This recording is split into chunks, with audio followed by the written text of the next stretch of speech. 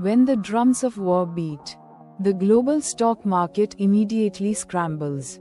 Investors face their greatest enemy, uncertainty. The initial reaction is always the flight to safety, as traders dump risky assets and rush toward gold, cash, and bonds.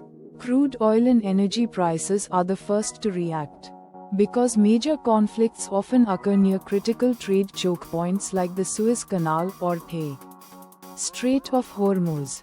The threat of supply disruption sends energy prices skyrocketing overnight. While most sectors suffer, the defense and aerospace industries experience a massive boom. As nations prepare for conflict, governments authorize billions in emergency spending, flooding defense contractors with massive, long-term weapon supply deals.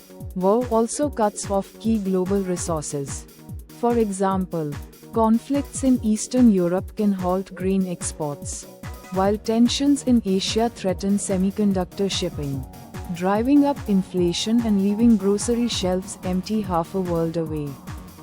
Historical data shows a fascinating pattern. During the 1973 oil crisis or the 9/11 attacks, markets crashed initially. However, historically, stock markets often bottom out and stage powerful rallies once the actual conflict begins and uncertainty is resolved.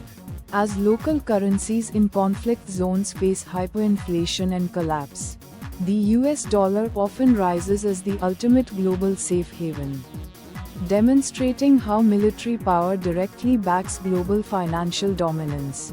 Smart investors remember the famous Rothschild maxim: buy on the sound of cannons, sell on the sound of trumpets.